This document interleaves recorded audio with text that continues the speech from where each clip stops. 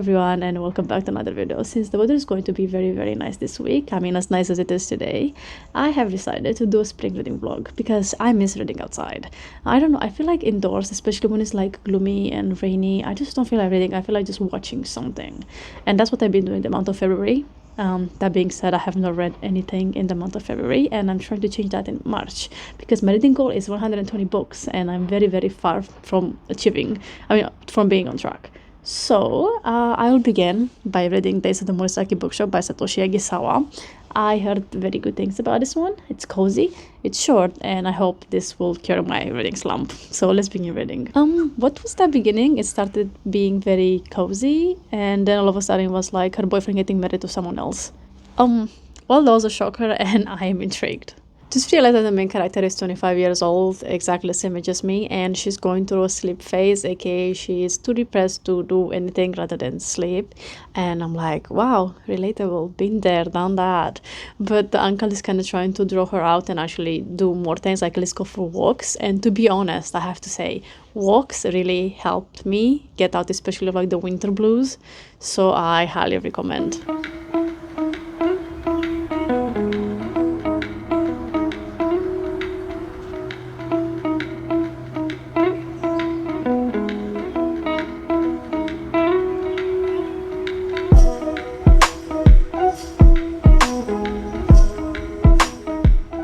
One hour later and I finally finished reading this, but because it's so sunny here and I just cannot concentrate, let's go for a walk and I'll tell you my thoughts on it. But I believe that first things first, I should start with one of my favorite quotes from this book, and that is, it's important to stand still sometimes. Think of it as a little rest in the long journey of your life. This is your harbor, and your boat is just dropping anchor here for a little while, and after you're well rested, you can set sail again.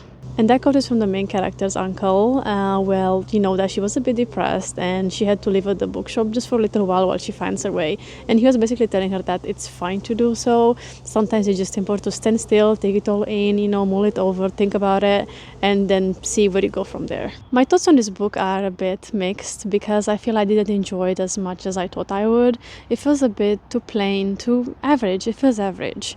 And I don't really understand. Or maybe I do, because it was very hyped. Maybe it was in the cover, I'm not quite sure. Like, I understand it's an okay read, it's okay. But the emotions, I felt it should have been a bit more sad. The writing felt a bit juvenile, easy, simple. Maybe things got lost in translation. I'm not quite sure what. But I thought I'm going to enjoy it way more. The feelings were a bit too, dulled down, and I felt a bit sad, yes, and it made me think about things because it was about introspection and all that, but I don't know, this would be 2 stars from me. I think 2 stars.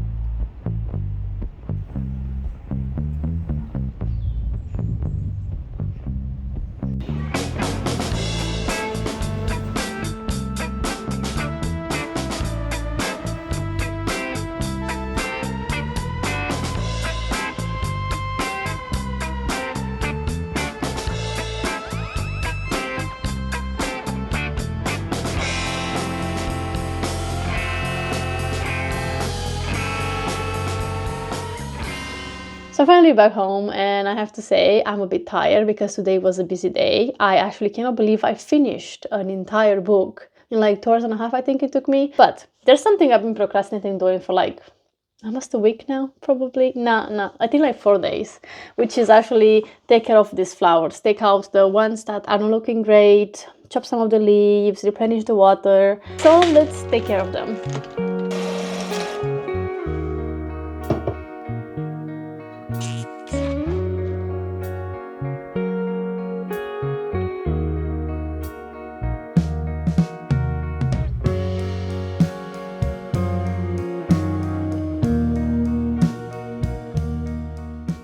At a closer inspection, most of them are not doing well, especially the tulips. They're kind of dying. And note to self, next time I go out, get new fresh flowers because I have the other vase empty now.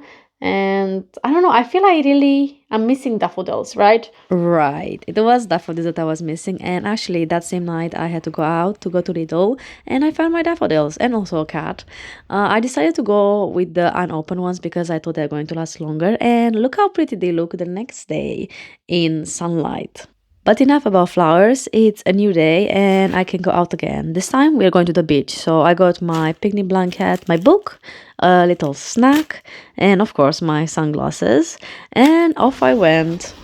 I must admit, I love the name of this street. I mean, the ocean at the end of the lane. Oh, is this sounds out of a fantasy book? I'm not sure. Is there actually a book called after that? Maybe I'm getting it from somewhere. But I love it. And yet, do you know what I love more? Some shade.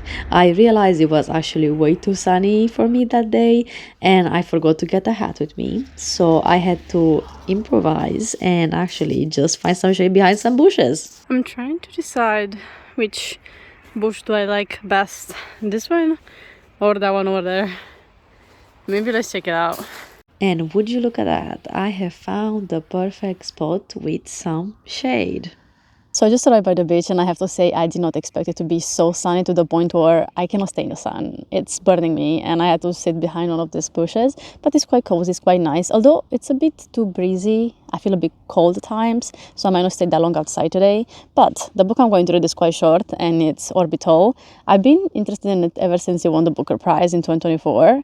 I don't think I'm going to enjoy it. To be fair, my expectations are very, very, very low because I appreciate books with beautiful writing, but I do not like those without a plot. And from the get-go, I could tell that this book really had no plot, just vibes.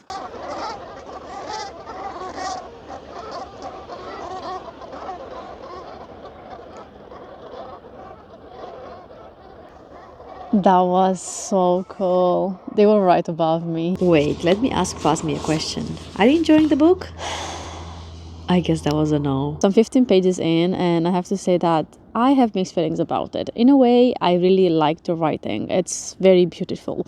But you know those books that they feel short, but they take you a long time to read because the writing just takes a bit longer to process? This is exactly it. Because those 15 pages took me like half an hour. But I enjoyed them. They were very beautiful. And it kind of show how when you're in space, you become appreciative of things. But also how you can become just a bit delusional. Yeah, I mean, I guess it's the lack of gravity and all the things that affects you. And to be honest, I was thinking how they cannot just, when they're like sad, just sit down, like have a lay down. I don't think I could do it, but I am excited to see where this is going. This footage is cracking me up because where is the excitement? Another check-in, I'm 33 pages in, and I have to admit I'm not that interested in the characters. I don't know what it is about them.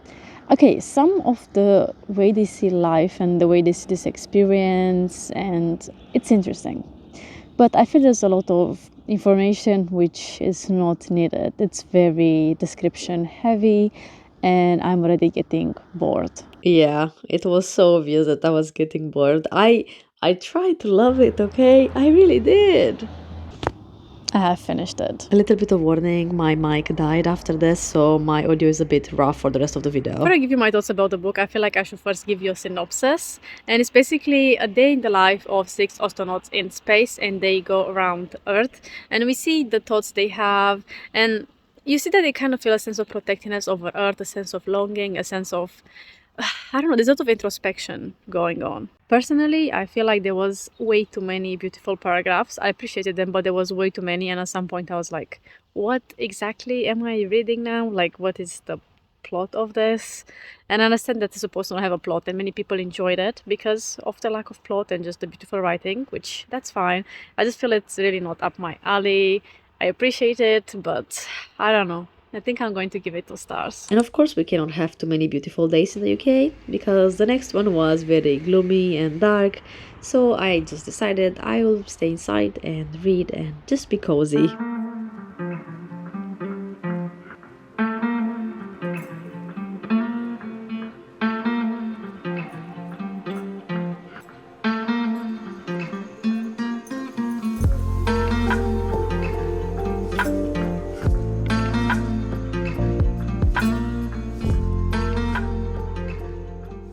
I just finished this one and I'm a bit disappointed by the series overall. I just feel like this one in particular, it was not needed. I feel the first one was well-rounded and it was enough. Considering that the writing didn't change much in this one from what I've noticed. And again, some of the feelings that the author was trying to portray, I feel like it didn't come across. Now, it might have been lost in translation or something, but I don't get the hype. What was especially boring about this one was the fact that the first 25% of the book was just recapping what happened in the last one, which it was really not needed since the last one is quite short and you can just reread it or read the second half of it before reading this one.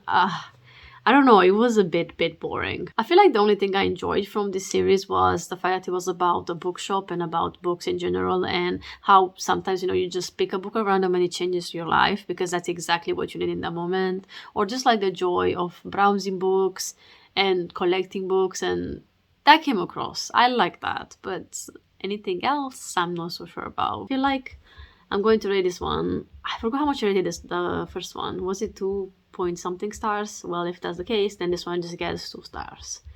Yeah. But moving on to happier and better things, on Valentine's Day, my boyfriend surprised me with a trip to an art studio where we painted our own cups.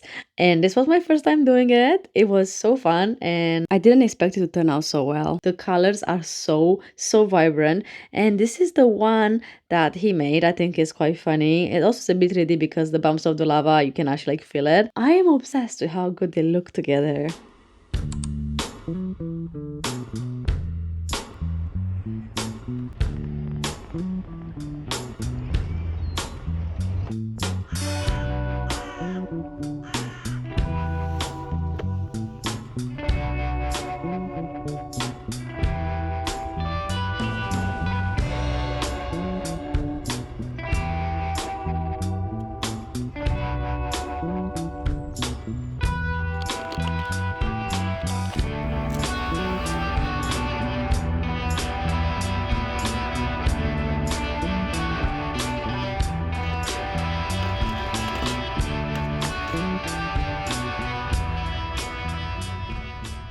So I just finished reading this book and I have to say this just became my favorite of the year. I feel like in comparison to the Morisaki bookshop, in this one the author actually knew how to deal with the sentiments and make them come across the page.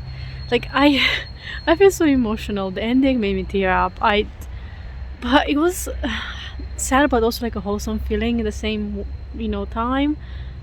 Wow, I didn't expect it to deal with such important themes and it was done so well. There's just so many paragraphs that I loved with this one and I underlined them, but as soon as I get home I really need to tap them because I would love to remember them. A bit about the story. This is about a man who was in prison for a while and now he's trying to get his life back in order, and he's selling doriyaki, I think it's pronounced, filled with sweet bean paste.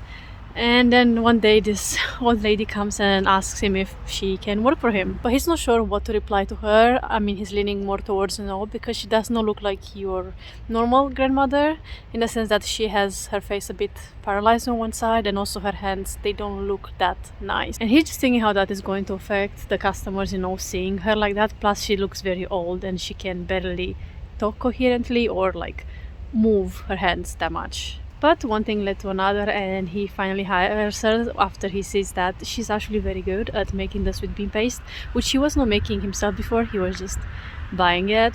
And well, from here on, oh my god, this story is just something else because I didn't expect it to deal with such important themes like the social stigma around leprosy and how even though it's cured and no one is sick of it, it's still seen by other people like something taboo, like you should not get close to people like that and they shouldn't work somewhere where the food is made. And the thing she went through, it was just so sad that at some point I just had to put the book down for a second and just take a deep breath because wow. And I really feel the author did such a good job at portraying this whole stigma around it, and also how she found meaning in her life when she thought there was no meaning since she was isolated for most of her life. And also he, the main character, learned some things from her. And that was very sweet. My god, this was so good. If it wasn't obvious, this book gets 5 stars from me. On my way back home, I was trying to get more footage of my favorite quotes, and guess who I have seen in the distance circling the bench that I love? I mean, our bench that we both love. It was my favorite squirrel, and it was codita. Codita, come, come. Honestly, this week has been just something else because I cannot believe I got out of my reading slump and actually read 4 books, which that is crazy. And also I kept up with going outside and enjoying some sun, which was great because I saw the forecast is looking grim for the next couple of days.